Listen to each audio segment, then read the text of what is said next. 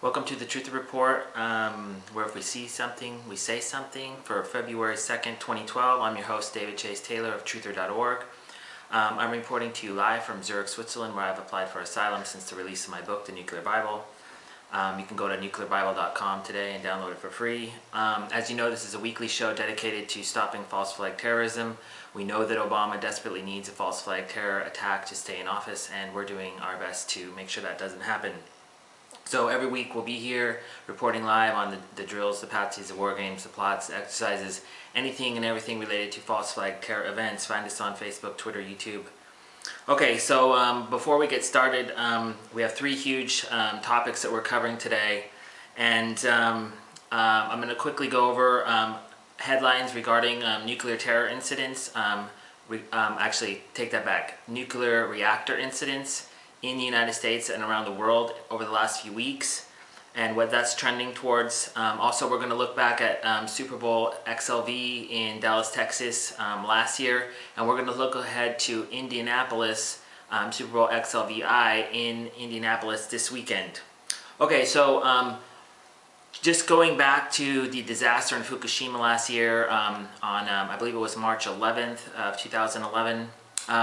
For people that don't know, there was an Israeli security company that was in charge of that nuclear reactor prior to the explosion and subsequent catastrophe that happened. So fast forwarding to right now, I just started noticing that there's been just a bunch of information coming out about nuclear reactors having all sorts of problems across the United States, and upon further research, I found these following articles, and these articles are going to be under nuclear reactor terror at truther.org. But I'm just going to read them off to you really quick. San Onofre plant closed after a radiation leak, February 1st. Officials trying to learn what happened at Illinois reactor that shut down amid power failure, January 21st. Nuclear accidents pose a little risk to health, NRC says. A couple more accidents. Nuclear reactor shut down. This is in New York. Minor malfunction at Chinese nuclear plant. Fed site Palisades nuclear plant. Employee over control room incident. He was apparently surfing the internet while supposed to be taking care of the reactor. Heavy water spill at nuclear plant could have been avoided. That's in Canada. Nuclear power plant shut down after off-site power loss. This was in Kansas. Mistake at Tennessee nuclear reactor causes work stoppage. Chinese deny nuclear accident. North Korea's new nuclear plan, a safety worry. That's in the Chicago Tribune. Radioactive material stolen from Egyptian plant. I talked about this last week. Nuclear reactor operates caught surfing on the web while on duty. Iranian warfare spark closure of Israel nuclear plant. Nuclear Commission says Point La Pro leaks unsettling, so more leaks at a Canadian nuclear plant. I can't even pronounce this, but it's in I believe in China. Gungo residents fret over malfunctioning nuclear reactor, January 13th. A 3 Mile Island nuclear plant finds unexpected flaws in new steam generators, January 26th. Furnace malfunction hobbles Anorai spent nuclear fuel reprocessing plant, January 31st. That one's in Japan also. Nuclear accident releases tritium near Chicago. Contamination found at nuclear site. Japanese nuclear plant leaks contaminated water. All 3 nuclear reactors in Chicago suspended, also in Japan. Federal panel faults Idaho lab for radiation exposure mishap, from Reuters, January 19th. And so those are just a few headlines of nuclear reactor incidents that have occurred just in 2012. I didn't talk about 2011. So obviously this is trending towards something probably happening in the United States regarding a nuclear reactor. Okay, so let's jump back to The Nuclear Bible is a book that I wrote last year regarding Superbowl XLV in Dallas, Texas on February 6th, 2011. For people that don't know, on February 1st, 2011, Julian Assange released a classified cable classified diplomatic cable, basically stating that Al-Qaeda was on the brink of using a nuclear bomb and that the West was on the verge of a nuclear 9/11. My book, The Nuclear Bible, came out 4 days prior to this. So while Assange didn't name the target date and location of the nuclear terror attack, the Nuclear Bible did, and I phoned numerous intelligence agencies and police offices throughout the United States last year and made sure that this attack did not happen. And now I'm going to go quickly over the evidence, just the headlines. All of this is at truther.org. You can read it, research it.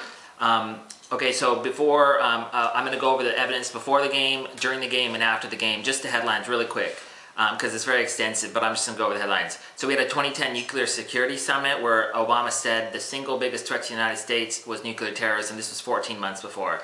Then 20 months before, we started having mass casualty nuclear and disaster drills all throughout Texas. NLE 209, we had a huge disaster drill in Beaumont. We had a live-action hurricane drill in the Dallas-Fort Worth area. We had a radiation drill using a school bus. Then we have a huge canceled nuclear terror attack test that was supposed to happen in Las Vegas. Then we had foreign troops in Texas, Chilean and Czechoslovakian troops, and their flags are almost identical to Texas.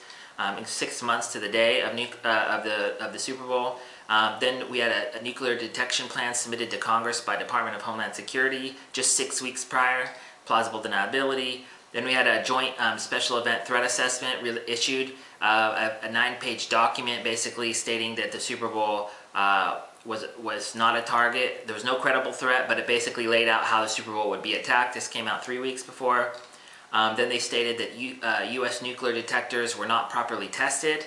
Again, plausible deniability. Then the exact same scenario that was in the joint threat assessment actually happened, where they said that terrorists would steal information and identification purposes to get inside the stadium. And then we have NFL laptops and information thefts. We had 3 laptops and a thumb drive with encrypted software stolen in Dallas just before the Super Bowl. Then we have a global ambassador summit in Washington, D.C. 260 heads of embassies and consulates all met in Washington, D.C. And flashback to 9/11, just 10 weeks prior to 9/11, there was a huge anti-terrorism summit in Dubai involving the State Department as well. So, and then coming up to the game, we have these huge terror alerts. Worldwide caution, January 31st. The U.S. issues a global terror alert regarding India and Pakistan. And then Pakistan was slated to be scapegoated in this attack. And then UK and US warn about nuclear threat. That's from Russia, Voice of Russia. And then the Al-Qaeda nuclear bomb. This was huge. WikiLeaks stating that basically Al-Qaeda has a nuclear bomb. This article has disappeared from the Vancouver Sun, but I've actually, screen saved it. And we have a lot of supporting articles that are still on the web. World on brink of nuclear 9/11 as Al-Qaeda plans large dirty bomb. WikiLeaks, Al-Qaeda on brink of using a nuclear bomb. Then we have the, I call them the bipolar Super Bowl terror warnings. On February 3rd, they say, officials say there's no specific threat to the Super Bowl. And then the next day, they say the feds warn of disguised terrorists at Super Bowl, CBS News. So basically, again, very strange. Then you have, right before the game, you have the U.S. Department of Homeland Security and NFL forge a partnership in crime. And so that's just leading up to the game. So then at the game, we have Barack Obama's Super Bowl party. Basically, Obama, the 2 years prior to this, he basically had like a couple celebrities there and like a lot of senators and a lot of congressmen there. But on this particular day, he had everybody that would be there to respond to a nuclear terror attack. So he was going to state, I was watching the game and this attack happened, and he was going to be flanked by everybody. We got U.S. Secretary of Housing and Development, Secretary of Education, U.S. Attorney General, Administrator of the EPA, Lisa Jackson, Janet Napolitano, head of DHS, U.S. Ambassador to the United Nations, Secretary of the U.S. Department of Health and Human Services, and Secretary of Veteran Affairs, and Secretary of Agriculture, Tom Vilsack. So everybody there that was needed for a nuclear terror incident.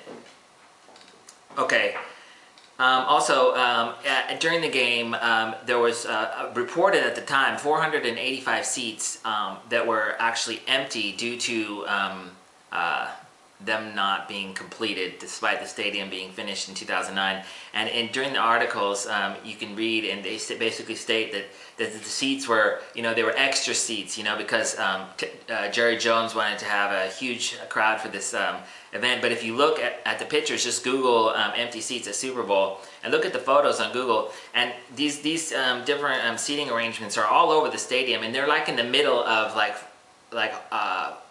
permanent seating areas. So, anyway, they covered them up with like big black blankets, and then they had armed guards guard them the entire game. You got to wonder what was under those blankets there.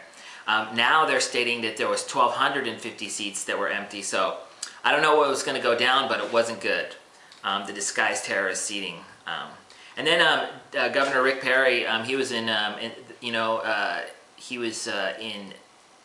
California for what would have been Ronald Reagan's 100th birthday, instead of going to the Super Bowl, which he's the governor of Texas, the first time that Texas has ever hosted a Super Bowl. Also, George W. Bush, first he was saying that he was going to the game, then he was saying he wasn't going to the game, then he was coming to Switzerland to speak at a Jewish fundraiser, and then he cancels that, and then he ends up going to the game. And then the whole game he's reading a book. We don't know if it's the Nuclear Bible, but we like to think so. And then just deja vu, on 9/11, Clinton went to Australia, Gore went to Austria, so kind of getting out of the country before something goes down. And then there's about 12 cancellations of events in and around the Super Bowl. And basically, we don't know why they were canceled. They cited the weather, but on the day of the game, it was relatively warm. Okay, so let's look after the Super Bowl really quickly. 1 week to the day after the Super Bowl, the U.S. invades Libya. There's now an Al-Qaeda flag flying on the top of Libya. So in my estimation, it seems to me like they were ready to go into Pakistan, who was slated to take the blame for this nuclear terror attack. And they decided to basically shift gears, take out Gaddafi, who's been shaking hands with Obama and Tony Blair. So it didn't make a lot of sense to a lot of people why they took him out. I mean, he was in there for 40 years. And so it looked like a diversion, and now they're probably going to set up Libya as like an Al-Qaeda state near Europe that can menace the West. That's interesting. 9 weeks after the game, the head security chief of the NFL resigns with no reason cited. And then 12 weeks after the game, Osama bin Laden is assassinated in Pakistan. So it seems like they kind of like, okay, this whole idea of Osama bin Laden nuking the Super Bowl is kind of dead now. We're not going to do that, so we'll just kill him off. So that's quite interesting. And then let's just take a look. So that wraps up that. And if you want to know, my life has completely changed since the release of the Nuclear Bible, and I've applied for asylum here in Switzerland. You can go to davidchasetaylor.com and check this out. But basically, things have really gotten a little crazy since the release of that book, let me tell you. Just fast forwarding to this year's Super Bowl, I'm not quite sure what was supposed to happen in Indianapolis. Let's just say hypothetically that there was an attack in Dallas, Texas last year. People would be very, very, very scared coming into this Super Bowl. So I don't know if they were planning a bioterror attack, but I'm going to go over the headlines now. And basically, I don't think anything's going to happen this year. But what may have been planned is interesting because a few weeks after the game, there was a report from Indianapolis that stated that the Indy police are going on high alert. And then just a few days later, they roll out this new system in Indianapolis. Basically, it's a text terror alert system that basically issues a terror text alert to the people in a crowded area. So if there was like a bioterror attack, for example, everybody would get the message, and then people would panic and freak out. And then they started having at Indiana University. They started having these like counter-terror seminars, and they brought in all these top speakers like Keenan of the 9/11 Commission Report, and it's all about bioterror, and they were doing all these like drills and stuff. And then what's interesting is they started cutting all the funding all the federal funding and grants for counterterrorism in Indianapolis were cut right after the game. So it's interesting to me because either there was something planned or there wasn't, but they cut the funds. So it's either they decided to scrap the plans and they cut the funding, or they want to make Obama look weak on terrorism if something happens. But my hunch and my gut feeling says nothing's going to happen this Super Bowl, but it's definitely something to take a look at and check it out. Okay, I'm done talking here. All the information that I talked to you today about is at truther.org. We have been getting really censored by YouTube and Google, and so please share our videos, please like our videos, please forward our videos. And as I mentioned earlier, I have applied for asylum, and so check that out at davidchasetaylor.com. And just quickly, our websites are nuclearbible.com, truther.org, and Obama CSI Exposing the Future Assassination of Barack Obama. Signing out from Zurich, Switzerland, David Chase Taylor. Peace.